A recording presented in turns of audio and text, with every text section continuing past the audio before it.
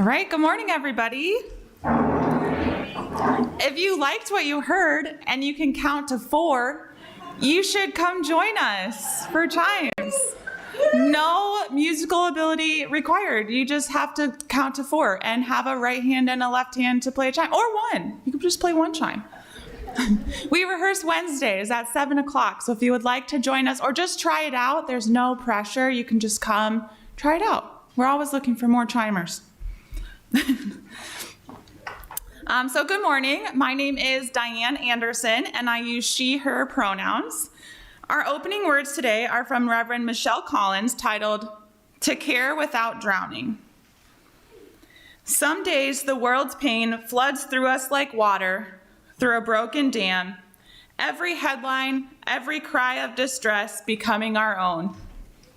We come here thirsty for the wisdom to care without drowning, to love without losing ourselves in the undertow of others' sorrow.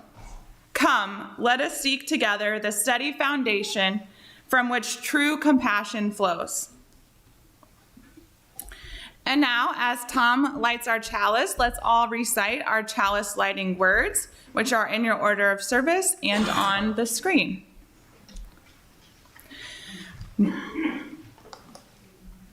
We'll just start. We light this chalice as we learn to hold both tenderness and strength. May this flame illuminate the wisdom to know when compassion calls us to offer comfort and when it demands courageous action. Now please rise in body and or spirit for our opening song, number 6 in the gray hymnal, Just As Long As I Have Breath. The lyrics will also be projected on the screen.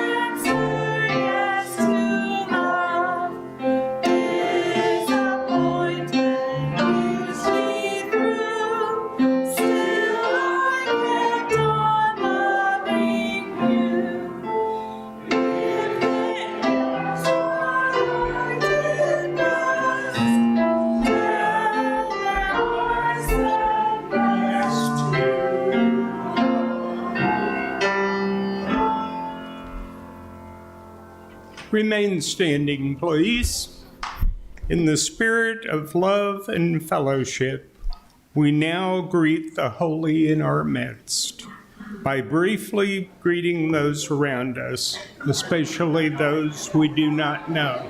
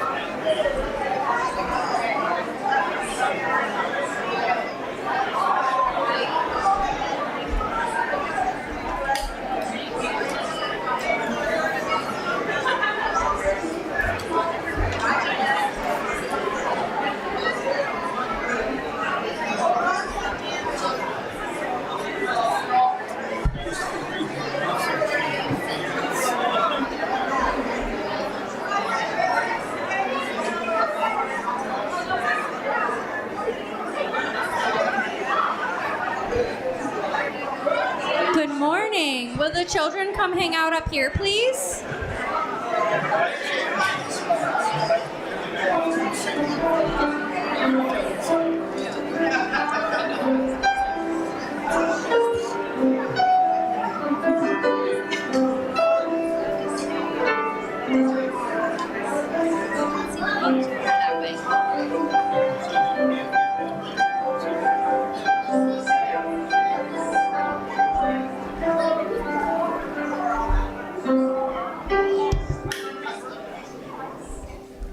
How we doing today? Are we cold this morning? Yes. Yeah. Are we happy it's fall? Actually, yes. Are you excited for our trunk or treat next week? Yes. Guess what we're gonna have at trunk or treat next week? The bike place is bringing balance bikes to try. Yeah. Oh, that's so cool. I can ride a skateboard. Oh. What time? All right, are we ready to hear our book? Yeah. So it's Nyla's Perfect Coat. Nyla's Perfect Coat. I'm gonna read it. I'm gonna read it. All right. Nyla loved treasure hunting. Whenever she outgrew her shirts, jeans, or coats, she and her mom headed to the thrift store. Who likes to go to the thrift store? Yeah, going to the thrift store is really good for our environment, right? Because it keeps old clothes, it keeps them alive, and then we don't have to waste new materials. All right. You never know what treasures you'll find if you dig long enough, Mom always says. And dig they did. Sorry, I'm tripping over my words this morning. I apologize. Though shelves of books, board games and puzzles, bins of stuffed animals, and racks of colored tag clothes, some gently worn, others like new.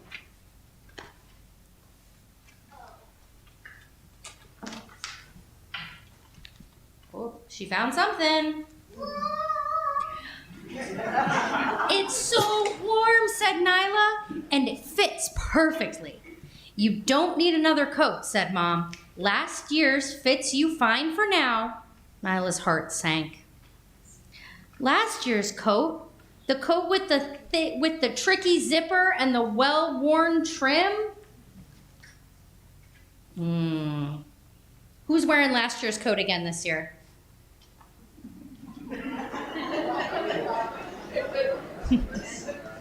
Who's happy about wearing last year's coat again this year? Look and say, you like your coat. Please, Mama, I still have some money Daddy gave me for my birthday. Mom sighed. Put the coat back. I'll let you and your dad decide together.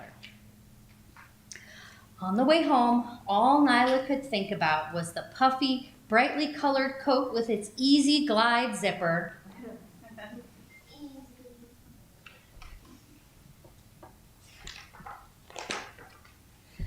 In the morning, Nyla rushed out the door before Mom could remind her to take her coat. On the bus, Nyla was the only one not wearing a coat, until Lily's stop. When Lily glanced her way, Nyla smiled, but Lily looked away. When Lily glanced her way, Nyla smiled. Oh, read that. Without coats, Nyla and Lily had to stay inside for recess. Nyla asked Lily if she wanted to play a game, but Lily wanted to color by herself.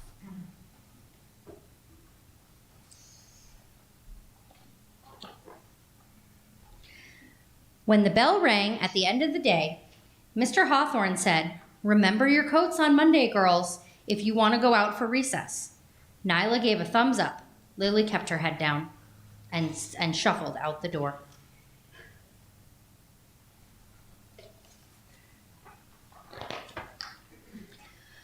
On Saturday, when Dad picked Nyla up for the weekend, she had her birthday money tucked in her pocket of her old coat. "Can we stop at the thrift store?" she asked. "I want to buy something with my birthday money, but Mom said to ask you first." Hopefully the coat was still there.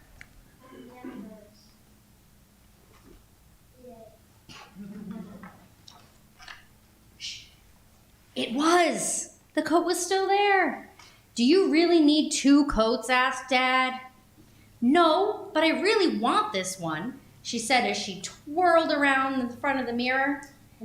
Dad looked at her and smiled. "You decide." At the checkout, Nyla handed the cashier $8 and skipped out the door with the thrift store coat stuffed in a large shopping bag.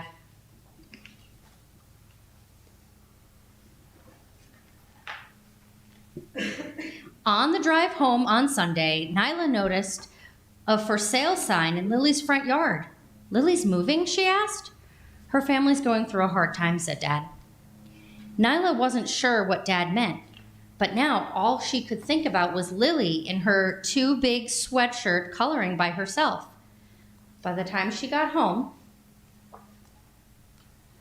her new coat didn't shine quite so bright, at least not hanging next to her old, with Nyla knew did fit her just fine.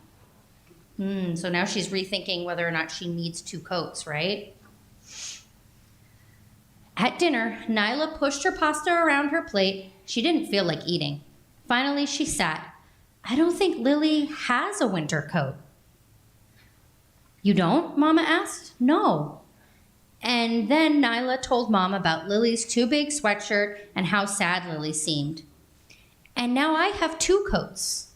So she was thinking. Mom gave Nyla a quick hug. "I like what you're thinking. I'll call Lily's mom and see what she says." "Let's go." Oh, so now they're at Nyla's house, or Lily's house.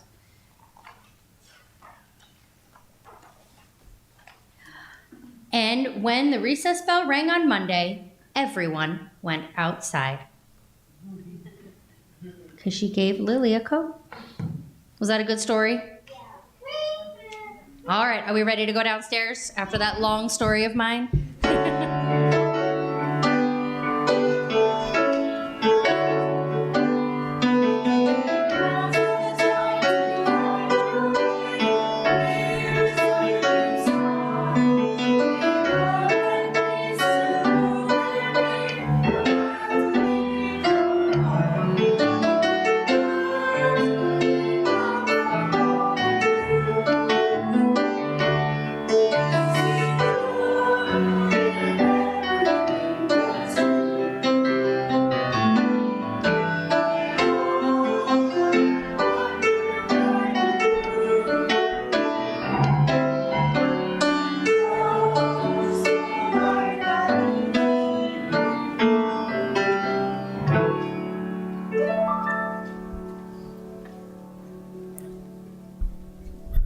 Good morning.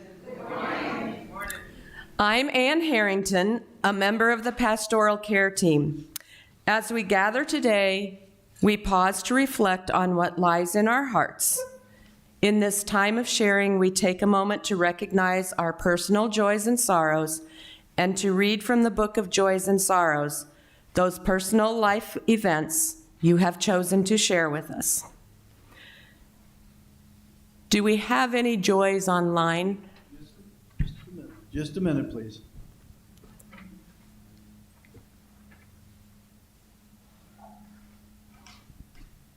No, we do not. Are there any sorrows? They're here. Thank you. We have several things in the book this morning. A sorrow from Taryn, who says, "Watching my sister steadily declining from brain cancer. She is in California." And we have a couple of joys as well. Also from Taryn, a joy for all the people speaking out in protest yesterday to say, "No kings." And from Leighton Arsenis, A joy, my 13-year-old granddaughter, Adeline, attended her first peaceful demonstration yesterday. Too young to vote, she was delighted to express her convictions that America should be democratic and just. I think we're all glad for those peaceful demonstrations yesterday. For what has been shared and for what remains in the quiet sanctuary of our hearts, we are grateful. Let us become aware of the energy that brings us together in beloved community as we share a time of silent meditation. May we open our minds and hearts to a place of quiet, to a silent prayer for the healing of pain and the comfort of love. You are invited to come forward and light a candle during the musical meditation that follows the silence.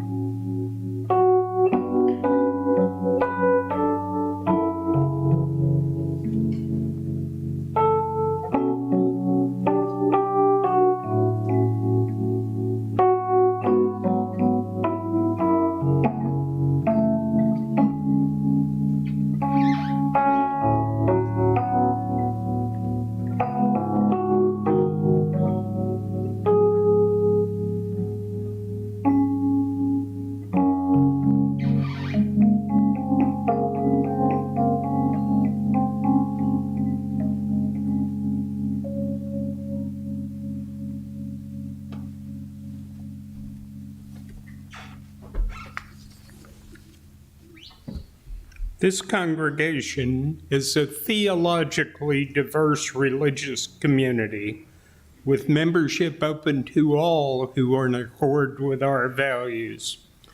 Our congregation is entirely self-governed by the democratic process. One of the privileges of our free church tradition is to provide all of the financial support for our many ministries from among ourselves. Generosity, therefore, is one of the spiritual values we recognize as central to our personal and institutional well-being. This month's undesignated plate offering goes toward NIAMI. NIAMI was founded in Madison, Wisconsin by Harriet Shelter and Beverly Young. Thank goodness for them. The two women both had sons diagnosed with schizophrenia and were tired of being blamed for their son's mental illness. Unhappy with the lack of service available and the treatment of those living with mental illness, the women sought out others with similar concerns. The first meeting was held to address these issues in mental health that led to the formation of the National Alliance for the Mentally Ill in 1979. Perhaps you've seen the posters and the signs that says it's brain health, not mental illness. That's one of their projects. We invite you now to participate in the blessing of giving as the ushers come among you to accept the gifts of this congregation. Please be as generous as you are able.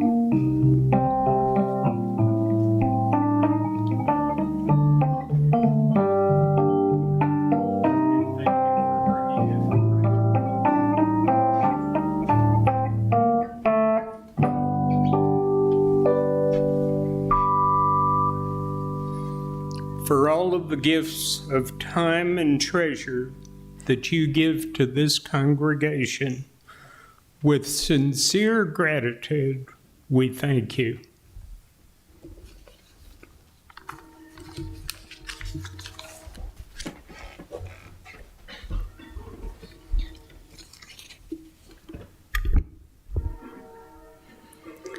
It's good to be together in this sacred space, a place where we seek truth, where we hold one another in love through life's complexities, and where we remember that being human is both wondrous and messy.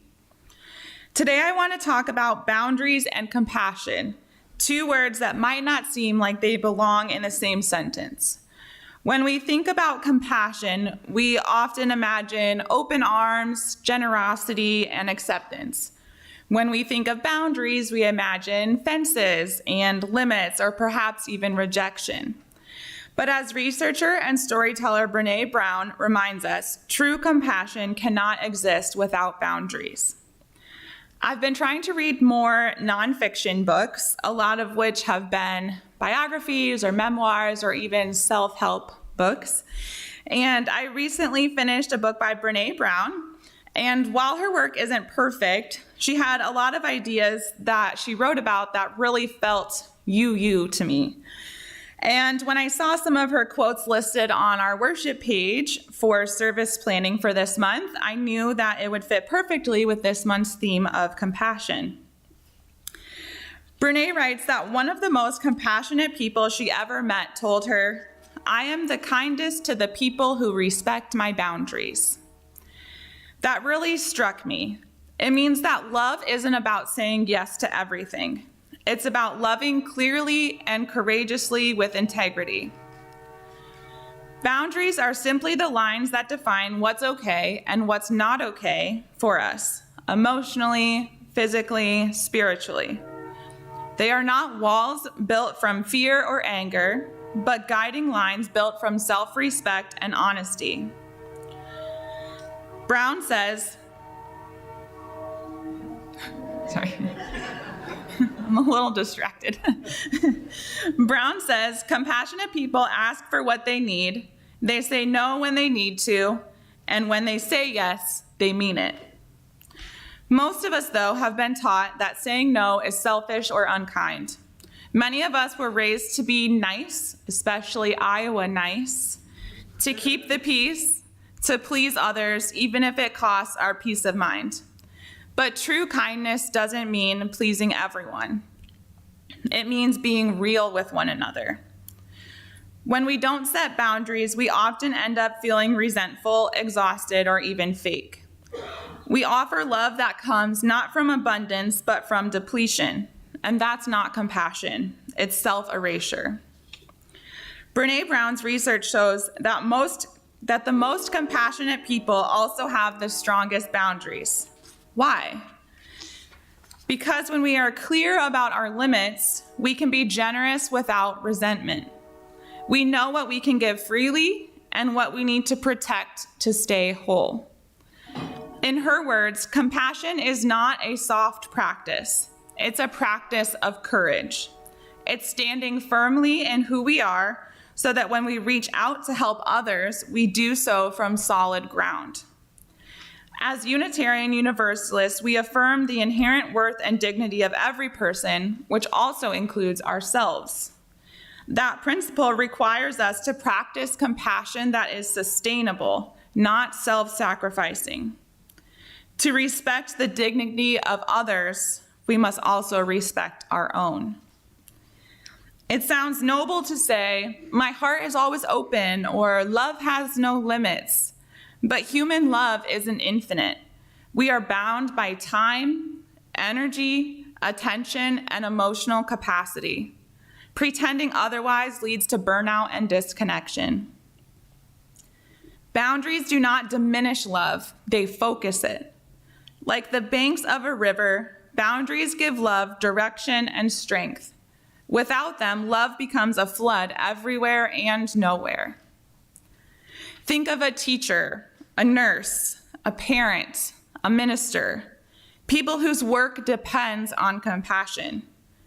The ones who last in these roles are not those who give endlessly, but those who know when to step back, rest, and replenish. That rhythm, giving and pausing, connecting and retreating, is not weakness, it is wisdom. One of Brené Brown's most challenging ideas is this: clear is kind, unclear is unkind. When we fail to set boundaries or communicate truthfully, we may avoid discomfort in the short term, but we create confusion and hurt in the long term. Saying yes when we want to say no erodes trust, both in ourselves and in our relationships.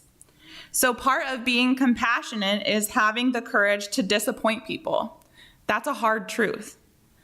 It means accepting that sometimes others won't understand our choices. They might even be upset. But compassion rooted in deception or self-denial is not compassion. It's performance. Unitarian Universalism calls us to search for truth, not comfort. And truth-telling requires boundaries, the kind that allow us to be honest without cruelty and firm without shame. Now let's bring this from theory to practice. What does compassionate boundary setting look like in a community like ours? Listening with empathy, not obligation. We can offer presence without taking on one another's pain as our own to fix. Saying yes only when we mean it. Let our volunteering, our giving, our caring come from joy, not guilt. Honoring limits. When someone shares that they are at capacity, we believe them. We don't guilt them for stepping back. Holding accountability with love. Boundaries also mean naming harm when it happens, not to punish, but to protect integrity and growth. Boundaries let our community stay honest and healthy. They make our compassion credible. Many of us find it easier to extend compassion outward than inward. But Brené Brown teaches that we cannot give to others what we do not own ourselves. Self-compassion is not self-indulgence. It's the foundation of spiritual courage. The next time you set a boundary, notice the voice in your head that says, "I'm being selfish." Then imagine a friend saying the exact same thing to you. You would probably tell them, "You're not selfish. You're being honest about what you need to stay whole." That is the voice that we need to cultivate in ourselves. To be a person of compassion is not to erase the self, but to expand it wisely. To hold one's own pain and others' pain with care without losing balance. I'd like to invite you to take this reflection into your week with a simple practice. Each evening, pause and ask yourself 2 questions. 1, where today did I act with compassion, for others or for myself? Where today did I need a boundary, and what might it look like next time? You don't need to fix anything, just notice. Awareness is the first boundary. Boundaries and compassion are not opposites. They are partners in the same sacred dance, a dance of courage, honesty, and love that lasts. As Brené Brown reminds us, daring to set boundaries is about having the courage to love ourselves even when we risk disappointing others. May we dare to love like that, openly, courageously, truthfully, in ways that honor our own worth and the worth of every person that we meet. Amen, and blessed be. And now we're going to sing our closing song. So if you would please rise in body and or spirit, number 131 in the gray hymnal, Love Will Guide Us.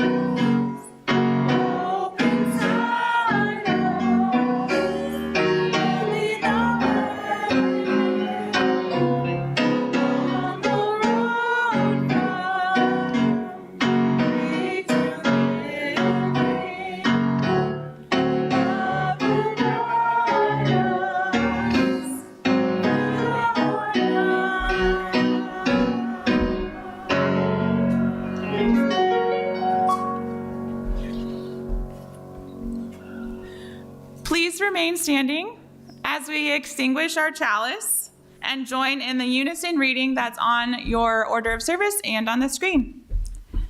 This flame ends, but the work continues. May our practice compassion grow stronger with each passing day.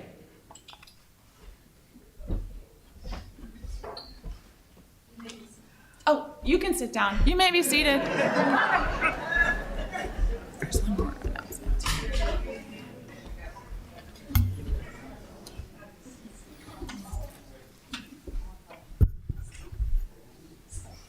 Announcements. We all need to be aware of voter suppression efforts that are increasing. A film about this topic will be shown on November the 1st, Saturday at 1:30 here. The film is Vigilantes Incorporated and will surprise you, especially with such crucial votes coming in the next few years. So we have November the 1st at 1:30. Contact the nursery if you need childcare. Please contact them by October the 25th. Additional announcements. The Happy Human Book Club, I love the name of that group, will not be meeting today. That book club is canceled for this morning. The Connection Circle, however, will be meeting this morning at 11:30 in the teen room. This next announcement is from Gail Springer. I will use her voice as I am able. It is with great sadness that I have to inform you that the 2025 Witches Ball is canceled due to unforeseen circumstances. We are regrouping and will make the event even better in 2026. But don't worry, we have not abandoned you. The core team members will be participating in the trunk or treat that will be taking place on the same day at the church from 3 o'clock until 5 o'clock. We will also have our cauldron there, as well as a sacred space that you can enter your ancestors. Trunk or treat is for all ages. If you have any questions, please contact Gail Springer. Would you raise your hand, please? She's in the teen room downstairs. Oh, okay. I had seen her earlier.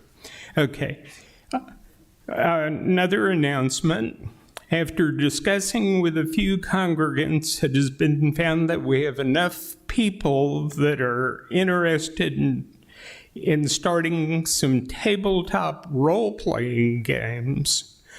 With that being said, if you like telling stories, being in stories, hanging out and being silly, problem solving, or rolling dice and doing simple math, well, you're a part of our Quad Cities Church TT RPG D&D. Figure that out, okay? UUCQC TTRPG D&D. Thank you. Whoa. We're looking to make this an activity for all groups, and it begins October the 18th from 5 o'clock to 8 p.m. and continuing every third Saturday of the month unless it is a holiday. So break out your dice, dust off the player's handbook, sharpen your pencils, and get ready for some storytelling escapism. For more information, see Steve Pickle or contact him over our system or at his email. There are additional announcements that you'll find on the back of our services, and so take a look at those, please. And thank you for the innovativeness of the announcements that you put together. The words are challenging for me to read, but they're fun.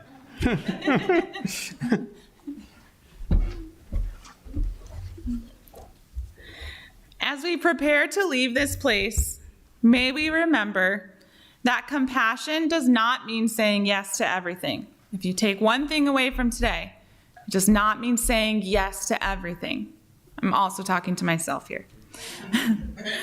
It means saying yes with integrity, to love that is honest, to care that is sustainable, to boundaries that keep our hearts open without breaking them.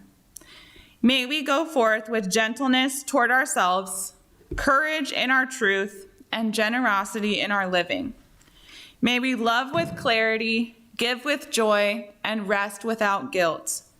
And as Brene Brown reminds us, may we choose courage over comfort, truth over pretending, and love, always love, as the ground beneath it all. Go in peace, go in compassion, and go with your boundaries intact and your heart wide open. Go in peace. Thank you. Amen.